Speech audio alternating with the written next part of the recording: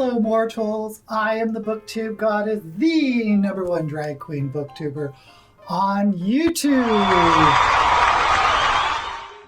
Happy Pride to all my LGBTQ plus friends and allies. Have you ever wondered why Pride is called Pride? I was just thinking about this the other day. Years ago, decades ago, when I was first going to Pride, it had a big significant meaning because society made you feel ashamed. Just by being gay or trans or whatever, you felt that society was inculcating you with feeling ashamed.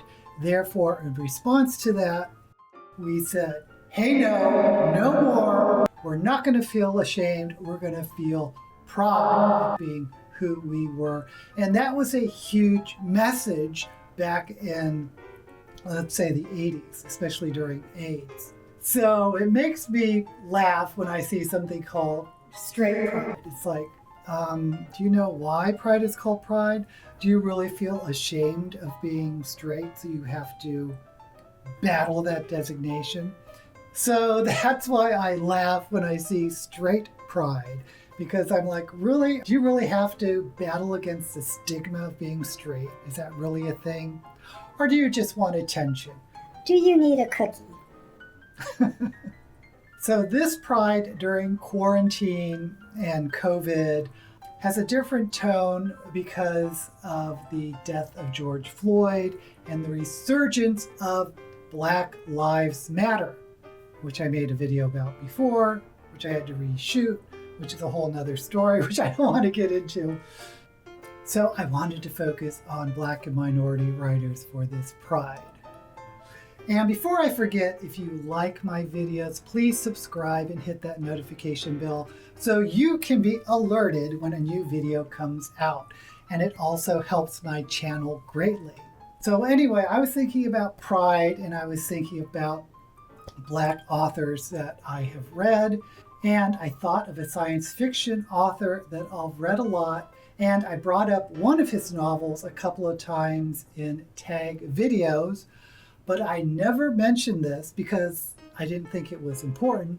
But he happens to be a gay Black man. He was born and grew up in Harlem in the 1950s. His first novel was published in 1962 when he was just 20 years old. And this was over a decade before Octavia Butler was on the scene.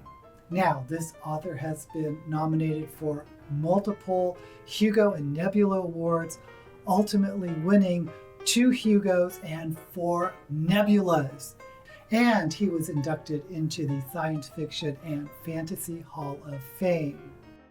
But I don't see many booktubers talking about him. So let's get into it. Of course, I am talking about Samuel R. Delany. He is one of the greatest science fiction writers ever. He is a classic author and has written some groundbreaking stories.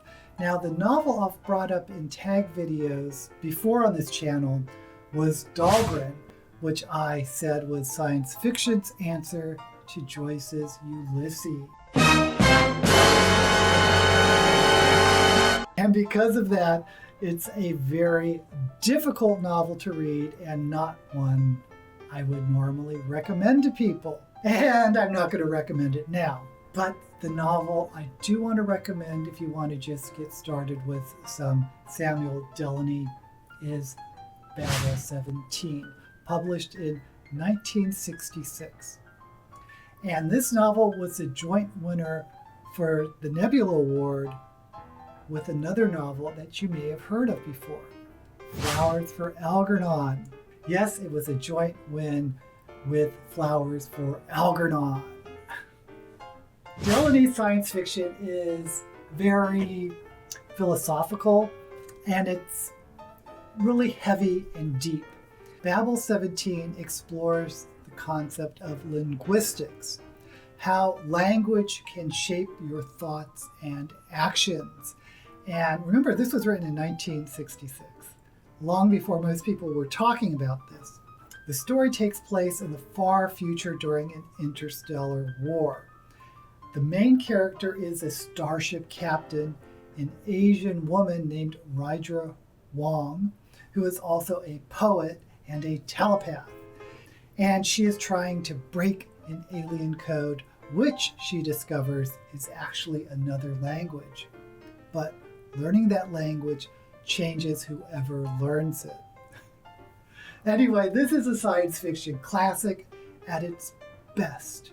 Now, you should know that his later novels have some very graphic sex scenes. Are you serious? Not what it looks Right in like. front of my salad? And I don't mean erotica, or maybe I do. I haven't read much erotica, but I mean down and dirty porno magazine explicit sexual writing.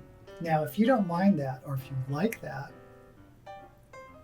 I would suggest Triton, published in 1976, which is about Braun Hellstrom, a male prostitute who travels from the harsh society of Mars to Triton, which is sort of a utopia where there are no regulations to private behavior.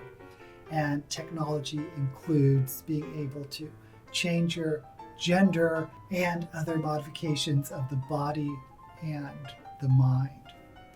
Of course, what's a utopia for one person is absolute boredom for another. And there's also the backdrop of an interstellar war.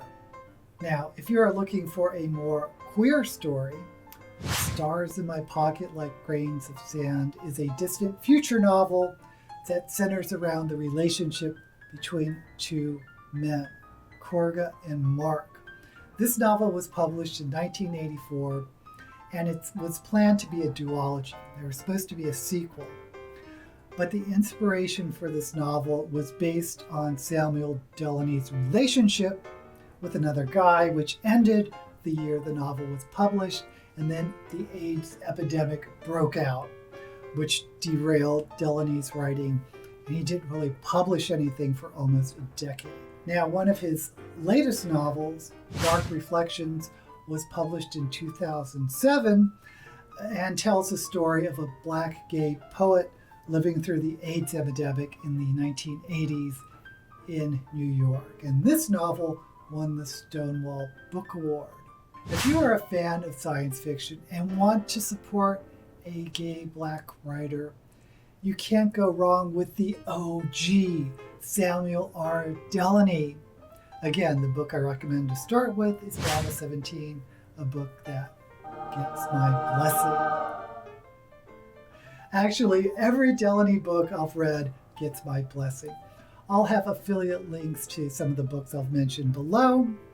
And if you like this video, please give it a thumbs up. And may all the books you read be blessed.